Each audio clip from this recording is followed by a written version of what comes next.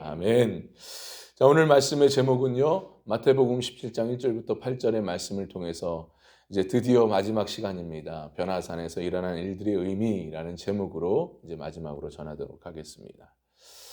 자, 우린 지금까지 총 네 번에 걸쳐서 변화산에서 일어난 일들, 그 일들 속에서 과연 어떤 영적인 의미들이 담겨져 있는지 우리가 살펴보았죠.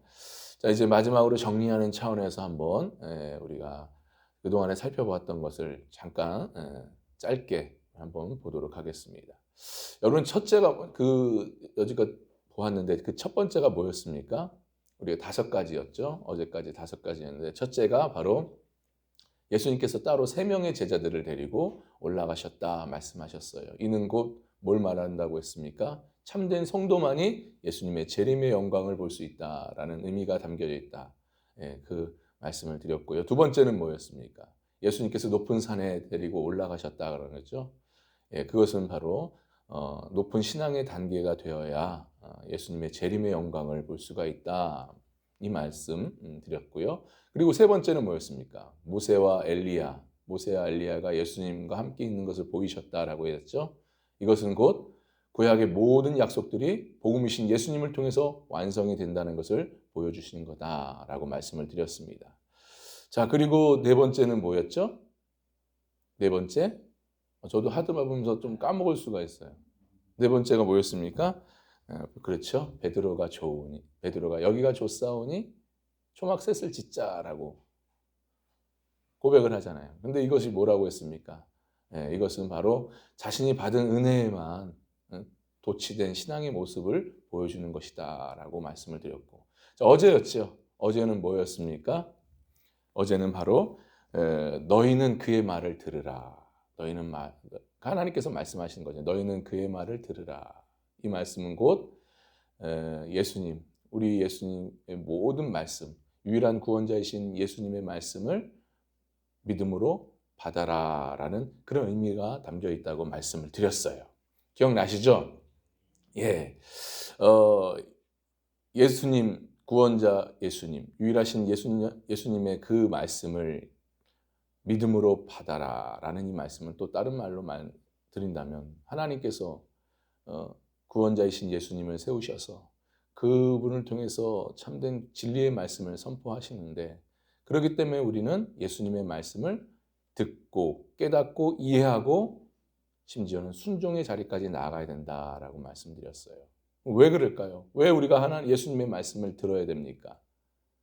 구원받은 자의 마지막 최종 목적지가 어디입니까? 바로 천국이기 때문에 그래요. 과거 이스라엘 백성들이 모세를 통해서 가나안에 도착하지 않습니까? 그와 같이 우리도 천국에 안전하게 가기 위해서는 오직 예수님의 말씀을 듣고 깨닫고 순종하는 그 삶을 살아야 우리가 안전하게 우리에게 약속된 천국에 들어갈 수 있기 때문에 그렇다라는 것이죠. 그래서 우리는 어쨌든 간에 주님께서 주신 말씀, 가르쳐 주시는 모든 말씀들을 잘 듣고 깨닫고 믿고 순종하면서 우리는 살아야 된다. 그래야 우리가 다른 길로 벗어나지 않고 오직 천국 길로 걸어갈 수 있으며 천국에 안전하게 도착한다라는 것입니다. 어제 우리는 여기까지 우리가 살펴보았어요. 자, 이제 마지막입니다. 6번째입니다. 6번째가 뭐냐? 오늘 본문을 통해서 볼 텐데, 자, 오늘 본문에 보니까요, 예수님께서 영광스러운 부활의 모습을 보이셨잖아요. 그리고 또 모세와 엘리야의 나타남을 통해서 놀라운 광경들을 이 제자들은 목격을 합니다. 자, 그러다 보니까 이 제자들이 굉장히 두려워 떨기 시작합니다. 근데 더군다나 하늘에서 호련히 하늘의 음성이 들려지잖아요. 하나님의 음성이 들려지는데 그 음성을 듣고 굉장히 두려워 떨면서 그만 땅에 엎드려 두려움 속에 있었다라는 것이죠. 자, 이렇게 두려워 떨고 있는 이 제자들에게 예수님께서 다가오셔서 손을 대시고 말씀하십니다. 두려워하지 마라. 두려워하지 마라. 자, 이 말씀을 들은 이 제자들은 그제서야 이제 공포에 떨면서 막 두려워 떨면서 이제 예수님을 바라보게 되는 거죠. 자, 바로 오늘 여기까지가 오늘 본문의 내용의 말씀이에요. 자, 그렇다면 이 변화산에서 일어난 일들 속에 과연 어떤 영적인 의미가 담겨져 있는지 이제 마지막으로 오늘 본문의 말씀을 통해서 한번 살펴보려고 합니다. 자, 마지막입니다. 변화산에서 일어난 일들의 의미 이제 여섯 번째죠. 여섯 번째 어떤 의미가 담겨져 있느냐? 오직 예수님 외에는 아무도 보이지 아니하였더라라고 말씀합니다. 오직 예수님 외에는 아무도 보이지 않았다. 아무것도 보이지 않았다라는 거죠. 그래서 우리가 8절 말씀을 우리가 보았는데 8절의 말씀을 함께 다시금 보겠습니다. 시작. 제자들이 눈을 들고 보매 오직 예수 외에는 아무도 보이지 아니하더라. 아멘. 참으로 제자들이요. 오직 예수님 외에는 아무것도 보이지 않았다라고 하는데 이 말에 무슨 의미가 담겨져 있을까요? 이 말은 무슨 말입니까? 이것은요. 바로 예수님의 은혜를 깊이 체험한 이 성도는요. 이젠 오직 예수님 신앙으로 살아야 된다는 것을 말씀해 주고 있습니다. 우리가 진정 주님의 영광을 맛보고 주님의 크신 은혜 그 속에 우리가 깊이 체험했다면 이제는 우리는 어떻게 살아야 돼요? 오직 예수님만 바라보면서 예수님 신앙으로 이젠 살아야 된다. 여러분 믿으시길 바랍니다. 네. 자, 여기 보니까 왜 예수님 오직 예수님 외라는 단어가 나오잖아요. 왜.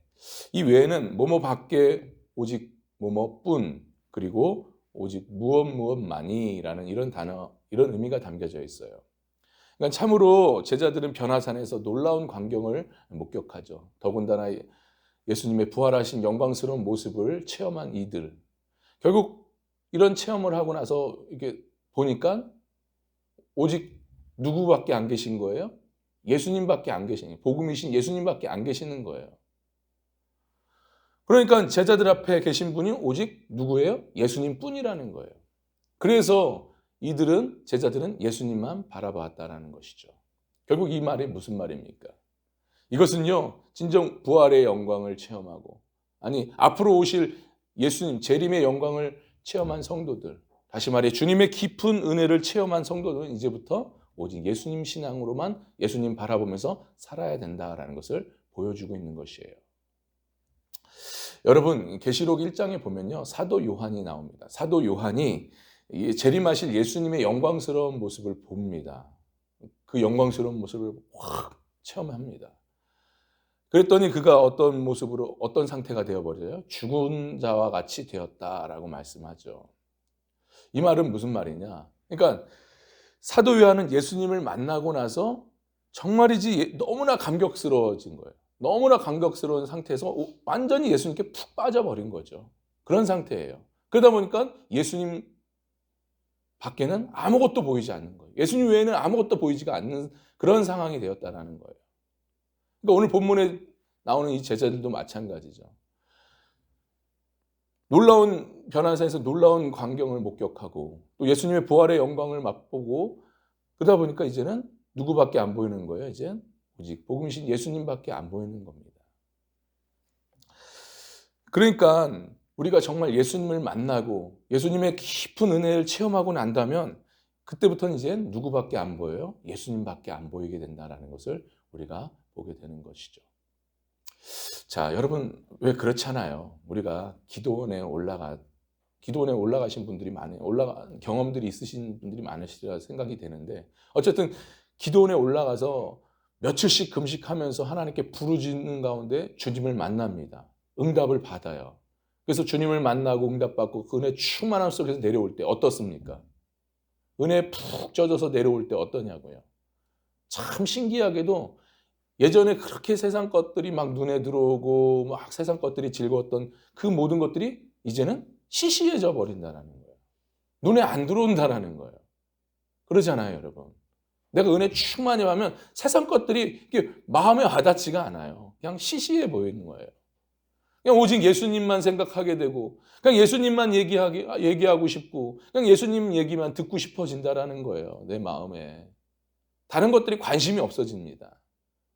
참 신기하지 않습니까? 왜 그럴까요? 왜 이러한 일들이 일어날까요? 그 이유가 뭘까요? 그것은요, 세상으로부터 얻는 것들은 다 완전하지 않기 때문에, 다 불완전한 것이기 때문에 그런 거예요. 우린 이미 예수님으로부터 크신 완전한 그 은혜를 체험했기 때문에 그것을 경험했기 때문에 세상 것들, 불완전한 세상 것들이 눈에 들어오지가 않는 거예요. 무엇보다도요, 장차 우리가 예수님께서 다시 오셔서 우리에게 주실 영광, 그 영광과 좋게 비교할 수 없기 때문에 그 영광스러운 것들을 생각하다 보면 세상 것들이 너무 미미하고 보잘것 없이 보여진다는 것입니다. 여러분 믿으시길 바랍니다. 그래서 사도 바울은 뭐라고 고백합니까?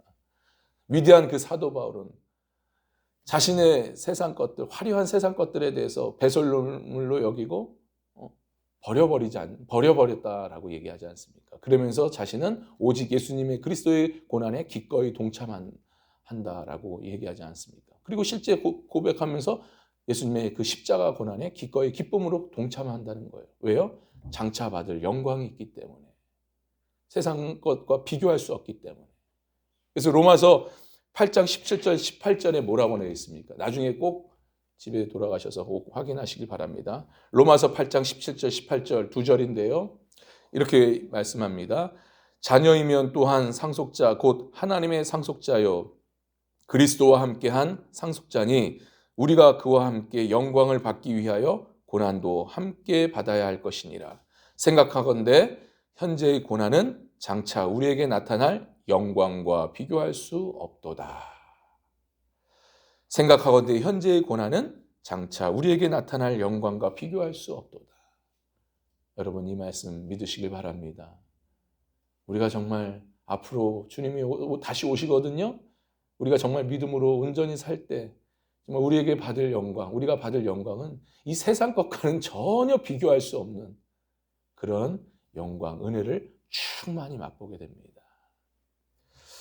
여러분 그러니 우린 주님 오실 날이 이제 머지 않았어요. 이 머지 않을 때에 더 이상 이 땅의 것에 대한 소망을 품지 마시고 우리는 무엇보다도 우리가 주님의 은혜를 받기에 부단히 힘쓰면서 그 힘쓰는 가운데 무엇보다도 장차 우리가 받을 영광을 생각하면서 오직 예수님만 바라보면서 오직 예수님 신앙으로 우리가 온전히 천국길 걸어가는 저와 여러분 됐으면 합니다.